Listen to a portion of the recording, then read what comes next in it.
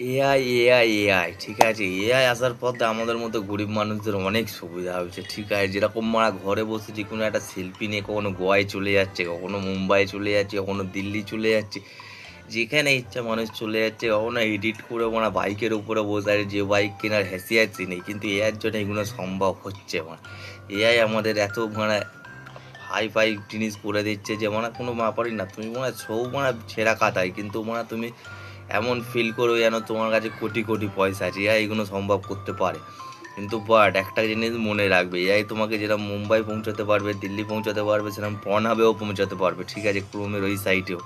তো ওই জন্যে কিছু পারমিশন দেওয়ার আগে একটু ভেবে চিনতে দাও। আর যে কোনো ফটো যে কোনো তোমরা খালি এডিট করে একটুকুনি ভাইরাল হওয়ার চক্করে, এটা তো রিয়েলি না, তোমরা জাস্ট ইমেজিন করো।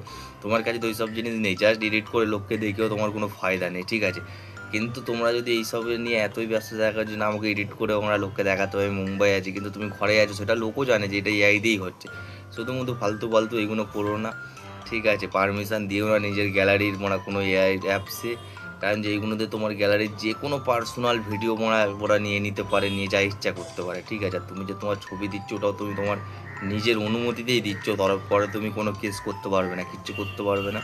কারণ যে তুমি অনুমতিতেই তোমার ছবি দিয়ে বলছো যে আমার ছবিটাকে এডিট করে দাও, ওই ছবি নিয়ে ওরা যে কোনো এডিট করতে পারে। যেরকম কদিন আগে একটা ঘটনা হয়েছে, আমি তোমাকে বলছি। এরকম এআই নিয়ে একটা ছেলে কি মানে যেরকম বন্ধু বান্ধবের আড্ডা মারতে মারতে কথা হয়, ওরা পয়সা নেই, ব্যাংক ডাকাতি করবো, এই করবো এই করবো, এরকমই একটা কী ঘটনা ঘটেছিল। তো এআই এআই অন রেখেছিল তখন, এরকম সবাই মিলে কথা বলছিল। তো বলতে গিয়ে এআই নিজেই মানে পুলিশ কেস করে দিয়েছে ডাইরেক্ট। ঠিক আছে, ডাইরেক্ট থানায় মেল পাঠিয়ে এআই হচ্ছে ওই ছেলেটার পুরো ডিটেলস দিয়ে দিয়েছে, ওর গ্যালারির যত ছবি আছে যা আছে পুরো ডিটেলস দিয়ে দিয়েছে, যার ফলে সে ছেলেটাকে অ্যারেস্ট করা হয়েছে। তারপর অনেক হ্যারাসমেন্ট হয়েছে ছেলেটা। তো ওই জন্যই বলছি কিছু করার আগে ভেবেচিন্তে করো, কারণ যে এআই যেরকম ভালো সেরকম একদিক দিয়েও খারাপ। তুমি একটা অ্যালকিমেটে কোনো কথা বলবে, সেটা এআই বুঝবে না, কারণ যে একটা ইন্টেলিজেন্ট অ্যাডফিকেশান। ঠিক আছে, ওই সব অ্যারকি বারকি বুঝবে না, ও সেটা সিরিয়াসলি ভেবে নেই যে কোনো সময় কিছু করে দিতে পারে। ওই জন্যই বলছি যে কোনো জিনিস ইউজ করার আগে একটু চিন্তা ভাবনা করাটা বেটার। তুমি ভেবো না যে এআই তোমাকে মুম্বাই পৌঁছাচ্ছে, দিল্লি পৌঁছাচ্ছে বলে তুমি ভাবছো না যে ছবি আমি ফেসবুকে পোস্ট করছি, কোনো ব্যাপার না। ঠিক আছে, কিন্তু এইটাই হচ্ছে মেন ব্যাপার। কখনো তুমি দিল্লি পৌঁছাচ্ছ, কখনো তুমি মুম্বাই পৌঁছাচ্ছ, কখনো তুমি দেখছো তুমি একটা ভালো বাইকে কিংবা 4 চাকার ভিতরে এআই তোমাকে এডিট করে দিচ্ছে, হেবি সুন্দর লাগছে তোমার, কিন্তু এগুলো লোক জানে যে এআই দিয়েই তৈরি। বেকার এইসব ভিডিও কিংবা এইসব ফটো এডিট করে কোনো লাভ নেই।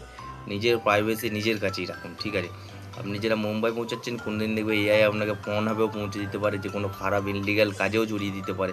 কাজে এটা কোনো কিছুই ভরসা নেই। ঠিক আছে, তাই এআই ইউজ করার আগে একটু চিন্তা ভাবনা করে নেবেন। ঠিক আছে, এটাই আমার অনুরোধ রইল।